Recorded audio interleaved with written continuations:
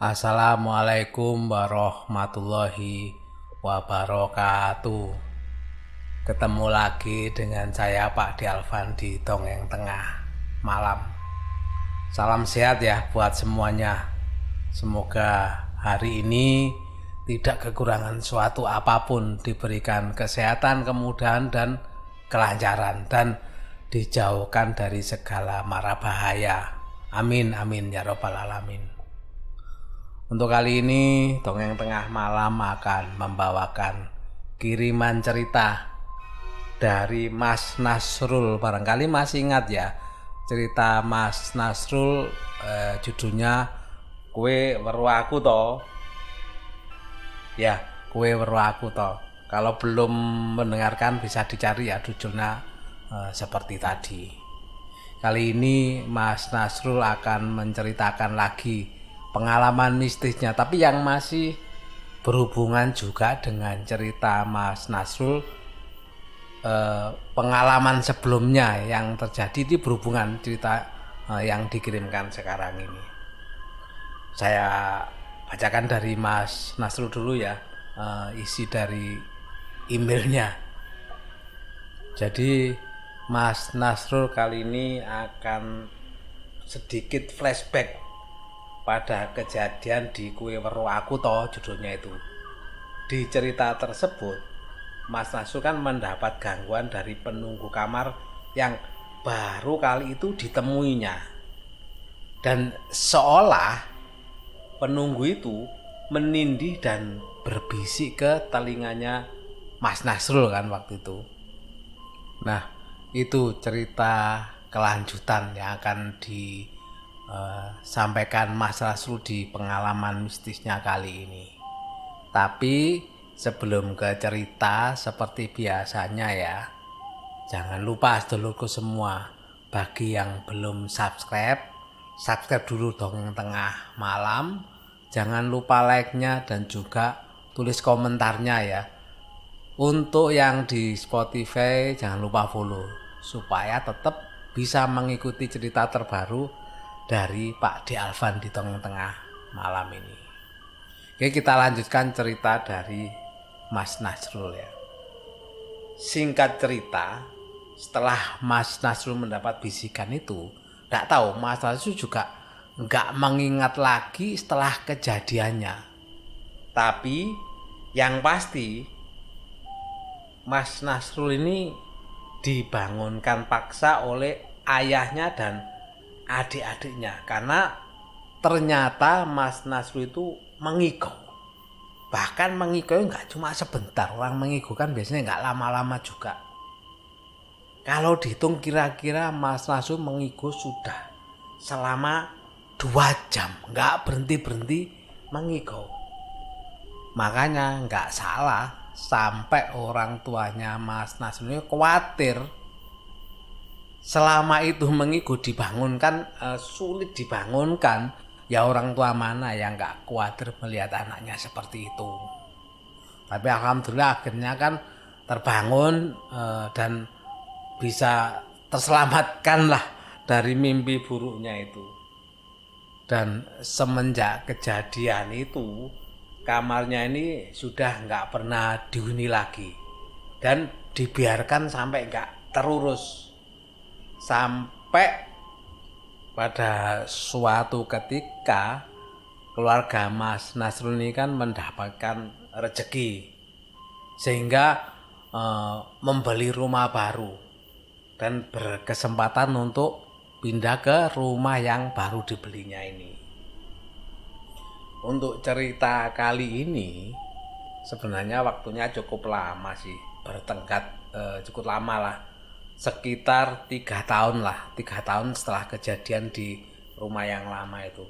Karena Mas Nasrul masih ingat betul, saat itu kan masih kuliah di semester 2. Sementara Izal adiknya itu masuk ke SMP, Yusuf naik ke kelas 6 SD dan Faik kelas 3 SD. Nah, sementara rumah yang lama tersebut itu sudah laku dibeli oleh orang lain untuk dijadikan sebagai tempat usaha. Sedangkan keluarga Mas Nasrul ini pindah ke daerah yang sedikit ke arah timur Semarang. Sebuah perkampungan yang cukup tenang, bahkan cenderung sepi. Dan di dalam perkampungan tersebut ada beberapa klaster perumahan yang siap bangun. Bapaknya Mas Nasrul ini kebetulan kan sudah membeli sepetak tanah dengan bangunan yang baru saja di finishing. Terlihat dari cat bangunan yang masih berbau khas ya, khas cat baru kan. Kalau habis dicat kan mesti baunya khas, bau cat gitu. Dan memang masih kelihatan barulah, rumah itu kelihatan masih baru. Singkat cerita, mereka pun pindah ke rumah baru. Jadi semua barang-barang dari rumah lama ke rumah baru itu prosesnya memakan waktu sampai 2 hari. Sebenarnya sih pembeli memberikan keringanan waktu untuk keluarga Mas Nasrul ini hingga seminggu lah lamanya untuk mempersiapkan pindahan itu. Namun bapaknya Mas Nasrul bilang hanya butuh waktu 2 hari lah untuk perpindahan ini karena hanya akan membawa barang-barang yang diperlukan saja. Nah, sisanya dari peninggalan Yangkung dan Yanti itu sudah diberikan ke saudara-saudaranya bapaknya Mas Nasrul untuk diurus mereka. Akhirnya hari kepindahan sudah dilalui dan mereka semua sudah resmi menempati rumah yang baru. Rumahnya sih sederhana ya, rumah tipe 21 yang berdiri di tanah ukuran 6 kali 10 meter persegi ya. Sebuah rumah yang cukup sederhana, namun keluarga Mas Nasrul cukup mensyukurinya karena dapat membelinya dengan usaha berjualan soto keluarganya Mas Nasrul ini. Sampai seiring waktu berjalan, mereka kan sudah cukup nyaman dengan kondisi perumahan dalam kampung tersebut. Bahkan nyaman sekali menurut Mas Nasrul. Karena apa? Karena kondisinya itu begitu asri dan sejuk. Dan juga masih jarang penduduknya. Makanya kondisinya itu tenang. Plus jauh dari kebisingan kota. Sebuah rumah yang menjadi idaman keluarga mereka setelah cukup lama tinggal di belakang stasiun. Bayangkan ya, tinggal di belakang stasiun, ramenya kayak apa? Yang pasti itu kan di daerah keramaian, apalagi stasiun itu rata-rata kan mesti banyak orang berjualan. Bahkan kampung di sekitar stasiun biasanya memang sangat cukup padat. Seperti rumah Mas Nasrul waktu itu ya. Makanya pindah di daerah yang asri ini ya, yang jauh dibandingkan kepadatan di rumah sebelumnya ya memang cukup nyaman sekali. Tetapi kenyamanan itu hanya bisa dinikmati sama Mas Nasrul keluarga ini selama kurang lebih 2 bulan. Karena gak tahu kenapa setelah 2 bulan itu seperti ada sesuatu yang mengikuti Mas Nasrul ini. Dan sepertinya itu yang mengikuti ini gak ingin jauh dari Mas Nasrul. Jadi saat itu sudah hampir masuk waktu Isya. Kegiatannya Mas Nasrul ini kan cukup padat. Makanya membuatnya sering pulang malam. Sedangkan bapak dan ibunya Mas Nasrul sudah maklum karena di samping kuliah ya, Mas Nasrul juga mencari sambilan berupa mengajar khusus bahasa Inggris untuk anak SD dan sampai anak SMP. Nah, tepatnya itu di sebuah lembaga bimbingan belajar ya. Nah, singkat cerita, Mas Nasrul ini mengajar di daerah Banyumani. Itu merupakan daerah Semarang sebelah selatan ya, yang berkontur pegunungan tempatnya itu. Jarak tempuh dari tempat kursus ke rumah itu kurang lebih ya 1 jam lah. Dan sebenarnya Mas Nasrul ini mendapat jam mengajar tuh dari jam 6 hingga jam setengah 8 malam pada hari itu ya. Namun karena sesuatu hal Mas Nasrul ini pulang lebih awal. Nah, pada waktu pulang Mas Nasrul kan melewati jalur yang bernama Sigar Bencah. Kalau salah penyebutan tolong di komentar ya, dibetulkan di komentar karena ini saya hanya menyebutkan yang disampaikan sama Mas Nasrul ya. Jadi Mas Nasrul melewati jalur yang bernama Sigar Bencah. Bagi sedulur yang di Semarang, Mas Nasrul yakin lah sudah nggak asing dengan jalur ini. Malam itu memang sedikit dingin karena sorenya itu hujan itu sedang mengguyur kota Semarang dengan lembutnya, jadi hujan rintik-rintik lah. Mas Nasrul melajukan motornya itu sedikit lebih lambat daripada biasanya karena trek yang cukup curam dan berkelok ya. Ditambah lagi ada semacam pembatas jalan dan juga jurang kecil yang berada di sebelah kiri. Jika dari arah Banyumanik ya ini. Lah kondisi jalan saat itu kan cukup gelap karena memang masih kurangnya penerangan di daerah jalan tersebut. Sebenarnya Mas Nasrul ini adalah tipe orang yang sangat suka dengan hujan.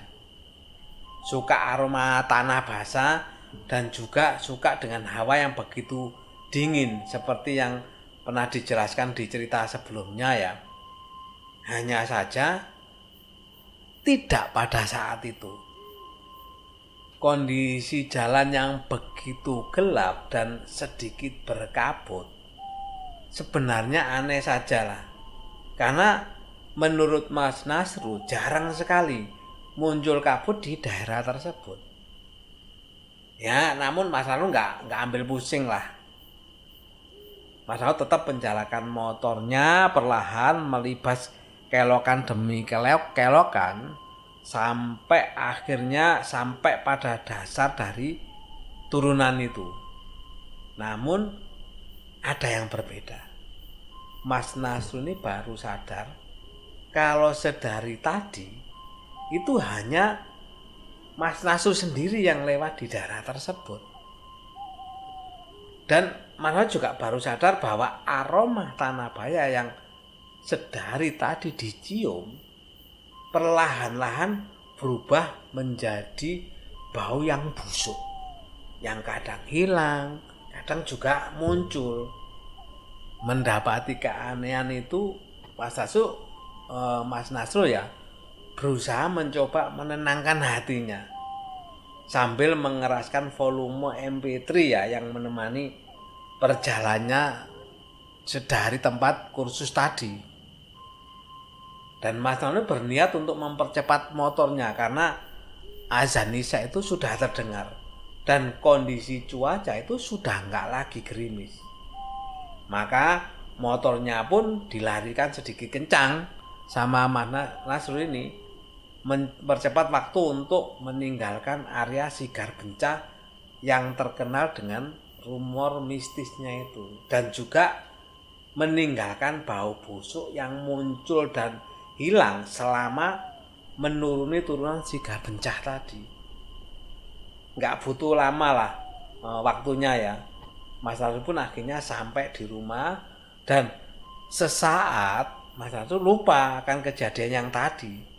Sebenarnya sempat sih kejadian itu menegakkan bulu kuduknya Mas Nasrul ini. Begitu sampai langsunglah Mas Nasrul cium kedua tangan orang tuanya, membersihkan badan dan beristirahat sejenak. Karena malam itu Mas Nasrul kan berniat menggantikan giliran ronda bapaknya. Karena badan beliau ini bapaknya sedikit kurang sehat. Kurang lebih 1 jam Mas Nasrul beristirahat dan jam sudah menunjukkan pukul 9:30 malam. Mas Nasrul keluarlah berbekal sarung dan senter untuk menuju ke pos ronda terdekat. Terlihat ternyata sudah ada 2 orang yang duduk di pos tersebut. Mereka sebut saja adalah Pak Yanto dan Pak Mus. Mereka ini adalah dua orang tetangga yang dikenal akrab sama keluarganya Mas Nasrul, dan salah satu dari 10 keluarga di perumahan kecil ini. Loh, jenengan sing ronda toh, Dik? Ujar Pak Mus ya menyapa Mas Nasrul ini. Nggih, Pak. Bapak tasih kirang sae kadosi gerges ngoten, Pak. Kula ingkang ganteni. Oh, nggih pun monggo. Diunjuk niki wedang jahe kangge ngetanget, Dik. Akhirnya mereka pun bercengkrama lah dan menunggu sisa satu orang lagi yang berasal dari kampung ya, yang bernama Pak Arif, untuk join ke rombongan rondanya Mas Nasrul ini. Namun sudah beberapa menit berlalu dan gak ada tanda-tanda dari orang yang ditunggu. Akhirnya mereka pun memutuskan untuk berkeliling sekitar komplek perumahan untuk mengawasi ya kondisi sekitar dan mengambil uang jimpitan atau yang lebih dikenal sebagai uang iuran lingkungan atau RT bagi yang sudah memiliki RT. Karena di perumahannya Mas Nasrul ini kan masih gabung ya, RT RW-nya kan bergabung dengan kampung namanya. Sudah siap-siap mau berangkat, ternyata Pak Yanto ini menyarankan Mas Nasrul untuk tetap tinggal di pos saja. Jadi Pak Yanto dan Pak Mus ini yang berencana untuk berkeliling mengambil uang jimpitan tersebut. Ya, mengingat Mas Nasrul kan baru saja pulang dari menunaikan kesibukan atau kewajiban pekerjaannya ya. Jadi mereka seakan-akan membiarkan lah Mas Nasrul untuk istirahat lah, kan capek baru datang sekarang ronda. Mendapat saran seperti itu, Mas Nasrul ya hanya bisanya iya-iya saja. Dan memang saat itu seluruh badannya Mas Nasrul sudah sangat begitu kelelahan lah karena habis perjalanan juga ya.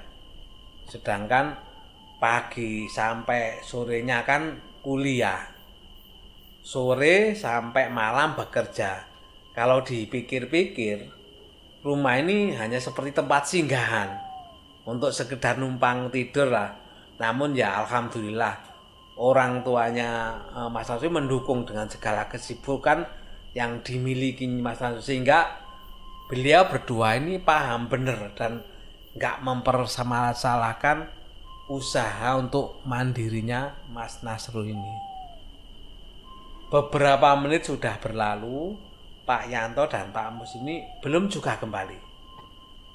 Setelah melihat jam yang ada di pos ronda itu ya, ternyata jam sudah menunjukkan pukul 12:15. Jam-jam seperti itu biasanya kan beliau berdua sudah kembali di pos. Bahkan mereka sudah mulai mancatur biasanya. Lagi pula kalau dilihat ya, komplek perumahan tempatnya Mas Nasrul kan gak terlalu besar. Memang sih ada 40 rumah, namun yang dihuni itu baru sekitar 10-an rumah. Yang artinya ya berkeliling mengambil jimpitan, seandainya sambil berjalan santai pun gak akan makan waktu lebih dari setengah jam. Bayangkan cuma 10 rumah aja loh. Kan itu cuma muter aja ya, muter kampung sekalian ngambil jimpitan. Ya harusnya ya nggak lama-lama amat lah. Dan memang saat itu sedang gerimis mulai mengguyur ya. Mas Nasrul pun berpindah tempat duduk sedikit masuk supaya nggak terkena cipratan gerimis yang cukup dingin malam itu. Di suasana malam yang cukup tenang dan hening tersebut, Mas Nasrul ini mencium kembali bau tanah basah. Bau yang sebenarnya begitu disukai sama Mas Nasrul. Saking sukanya, jendela dan pintu rumah itu selalu dibuka setiap menjelang selain bau tanah basah ya yang bisa tercium dengan jelas. Suasana di dalam rumah itu jadi lebih sejuk.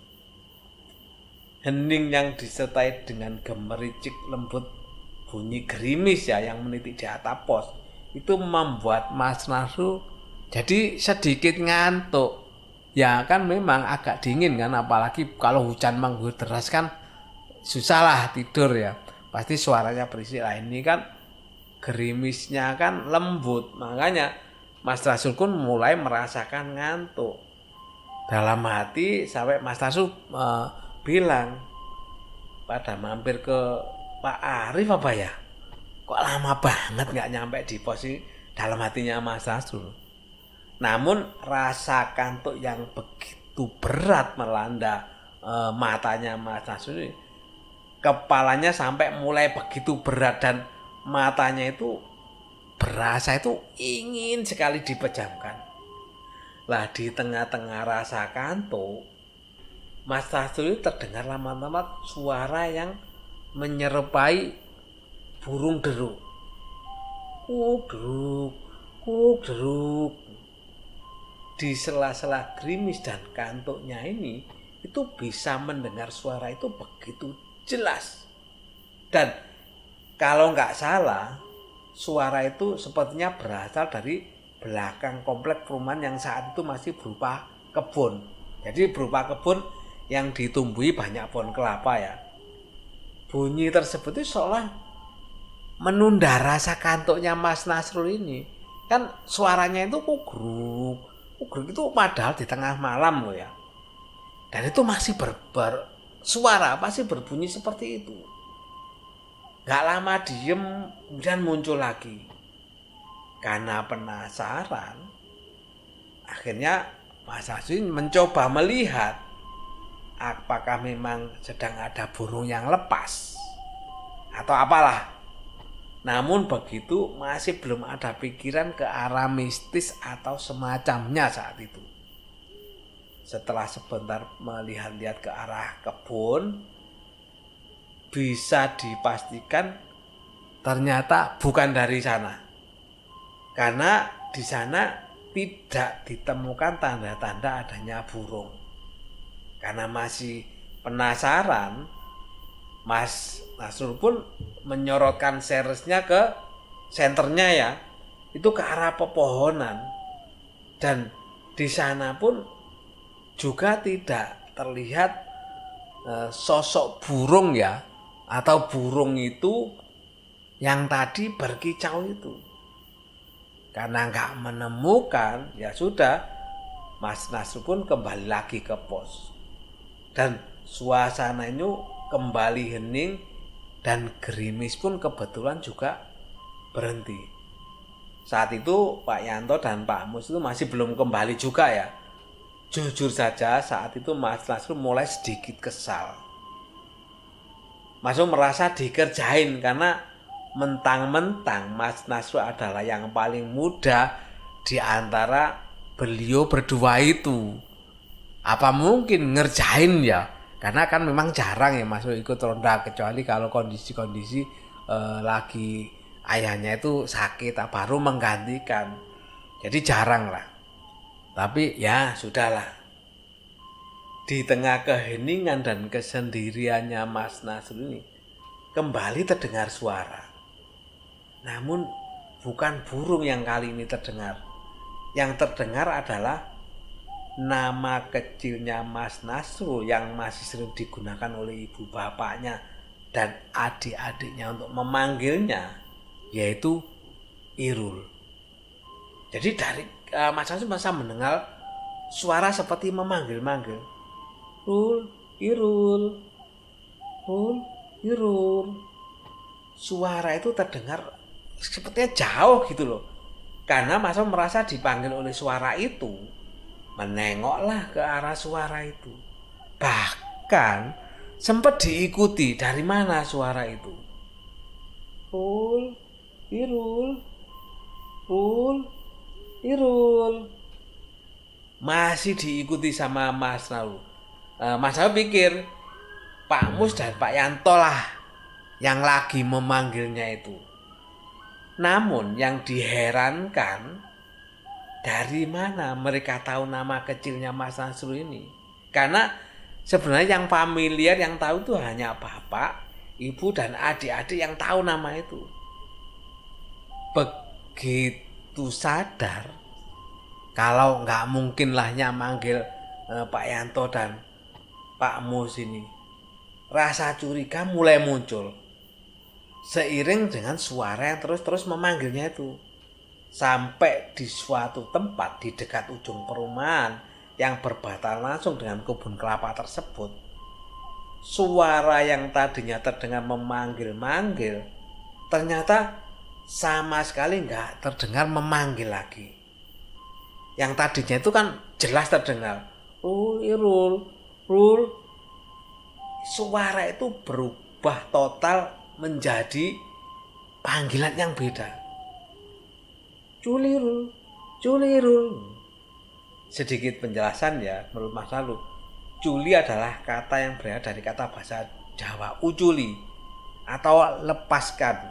Nah, setelah mendengar kata tersebut diulang-ulang oleh entah siapa yang berada di dalam kegelapan malam itu ya, kakinya Mas Nasun ini langsung berasa lemas dan berusaha menggerakkan kakinya namun nggak bisa, bahkan menggeser sedikit saja kakinya dari itu tetap nggak bisa.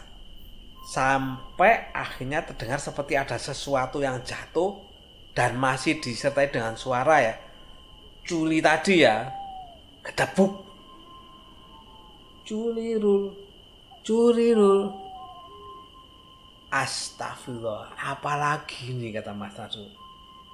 Dan keringat dingin, bulu roma, gemetar semuanya itu dirasakan Mas Nasu di saat yang bersamaan. Mas Nasu yakin pasti akan ada sesuatu yang muncul dari balik gelapnya kebun kelapa tersebut. Sesuatu yang sama sekali tidak diinginkan untuk dilihat. Namun mau bagaimana? Untuk bergerak saja lo nggak bisa. Cukup lama Mas Nasu ini berdiri mematung sambil ketakutan ya mendengar suara yang menyeramkan itu. Sekitar 5 menit, namun 5 menitnya orang yang ketakutan ya itu terasa seperti 5 jam. Bahkan bisa-bisa rasanya seperti seharian. Akhirnya dengan membaca astagfirullah dalam hati dan ayat kursi beberapa kali, kakinya Mas Nasun baru bisa digerakkan. Nah siangnya setelah bisa bergerak, Mas Nasun malah kehilangan keseimbangan karena jalan yang licin ya, masih basah oleh guyuran gerimis seharian tadi. Mas Nasun terpeleset dan mendarat dengan kedua tangan dan lututnya. Dan pada waktu di posisi seperti itu, Mas Nasun ini sempat melihat ke arah kebun lagi. Dan pada waktu melihat itu benar saja, Mas Nasun melihat sosok putih mengintip dari kegelapan kebun kelapa itu. Dan kali ini begitu jelas dan suaranya itu menggema. Culi, rul, culi, rul. Dan itu terus berulang. Bisa dibayangkan ya kondisi Mas Nasrul saat itu. Bahkan Mas Nasrul di sini juga menyampaikan, pernahkah sedulur semua merasakan ketika melihat sesuatu yang begitu menakutkan sampai sedulur semua nggak bisa berteriak? Ya, itulah yang dirasakan. Rasanya itu dadanya itu seperti sesak dan hanya ingin segera berlari meninggalkan sosok tersebut di balik kegelapan malam. Mas Nasu berlari sambil mendengar suara sosok tadi. Culirul, culirul. Suara itu seolah-olah sudah mengunci di dalam telinganya Mas Nasu, sehingga di setiap langkah yang diambil itu selalu terdengar suara tersebut. Akhirnya sampailah di depan rumah dan langsung masuk rumah. Mas Nasrul langsung mengucapkan salam dengan keadaan ngos-ngosan. Kemudian langsung menuju kamar dan terduduk di kasur. Otomatis keringatnya ya bisa dibayangkan ya, begitu bercucuran, napasnya itu sampai semen kemis katanya. Karena kan memang lari sekuat-kuatnya, sejadi-jadinya supaya untuk menghindari lah, menjauhi dari hal yang ditakutkan tadi. Perlahan akhirnya direbahkanlah badannya Mas Nasrul di sebelahnya Yusuf dan mencoba menenangkan nafas dan badannya itu. Namun gak lama, dok dok dok dok dok dok dok, suara pintu yang terdengar seperti tidak dibuka paksa dari luar. Mendengar itu langsunglah Mas Nasrul kembali lagi terduduk dan langsung bergerak mengunci pintu kamarnya Yusuf dan meringkuk di ujung kamar sambil mengambil selimut. Di kamar tersebut kan ada sebuah jendela yang langsung menghadap ke karpot, dan jendela tersebut kebetulan ditutup oleh gorden yang terkena bias cahaya dari luar tetangga depan ya. Dari jendela itulah Mas Nasrul tahu sosok itu ternyata masih mengikutinya.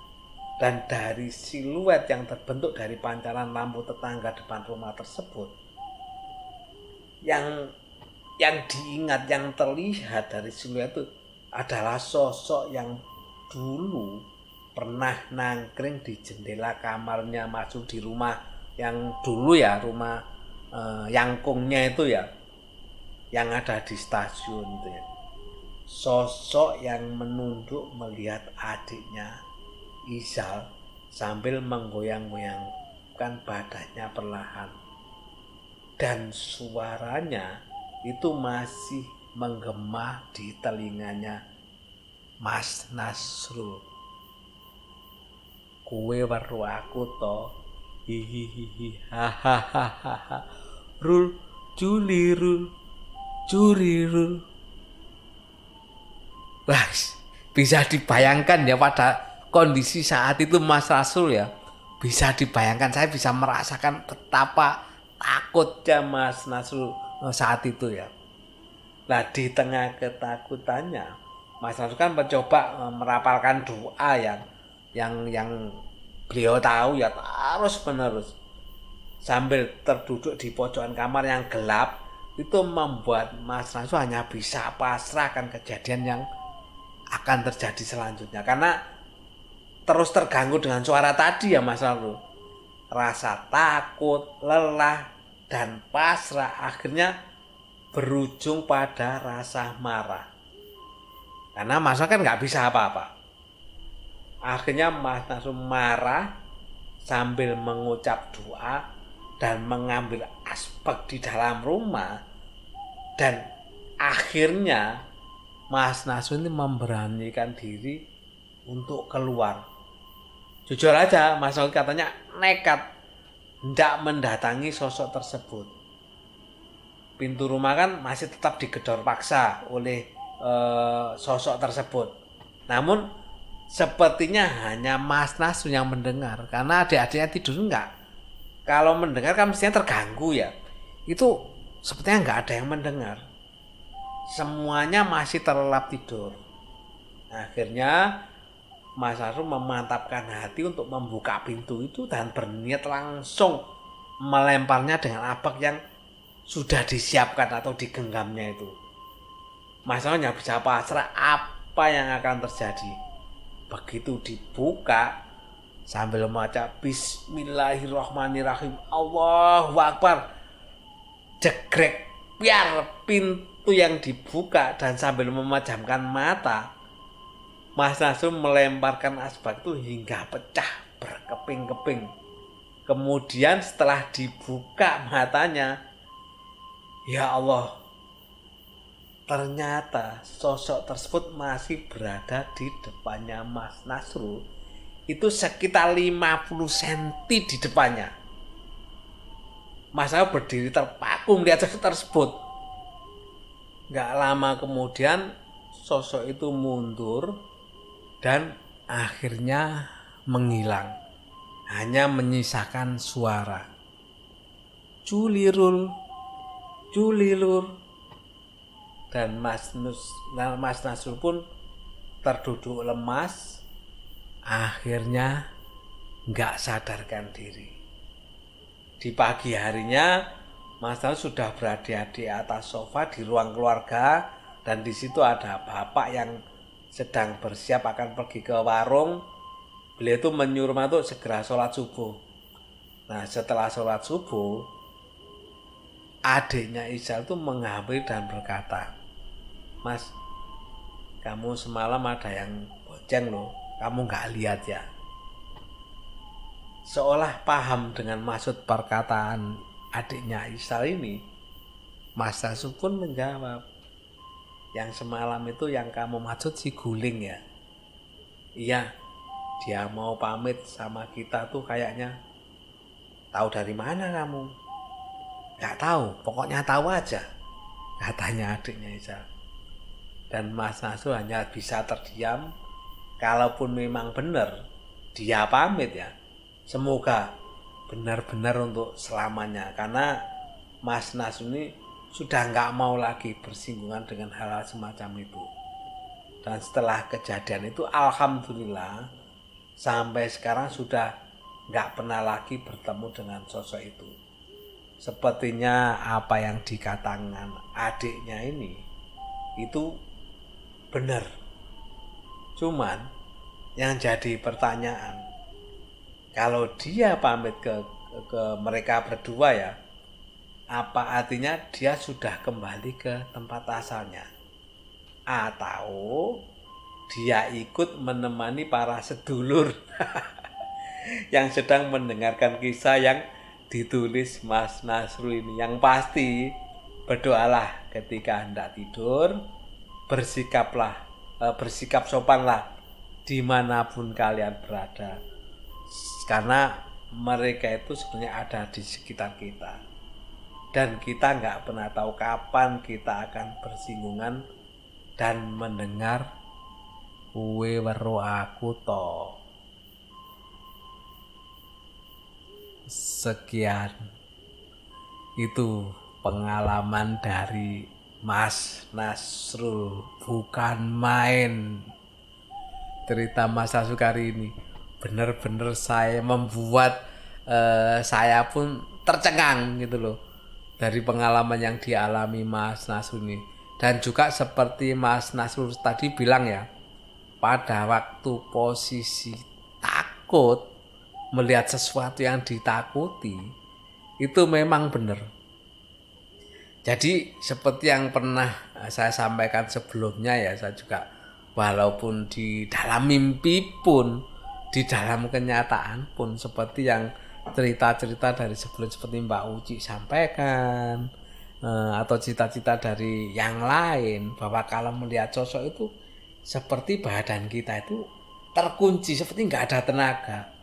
Jangankan bergerak, sampai bersuara pun sepertinya itu terkunci semua.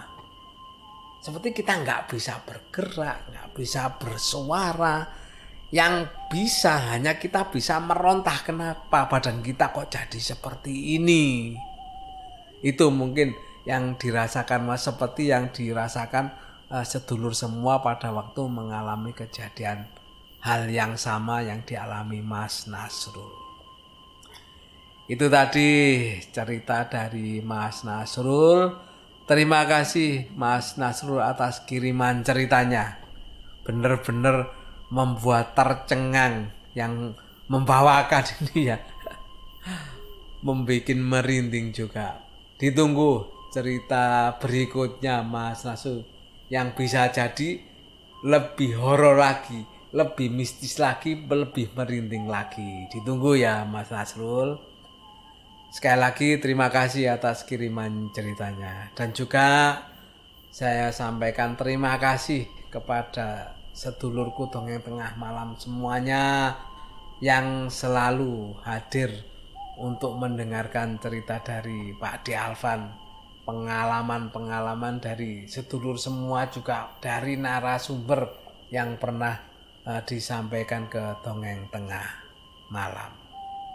Sebelum saya akhiri seperti biasanya, jangan lupa yang belum subscribe monggo di subscribe dulu, dan di Spotify monggo di follow dulu supaya tetap bisa mengikuti cerita terbaru dari Dongeng Tengah Malam.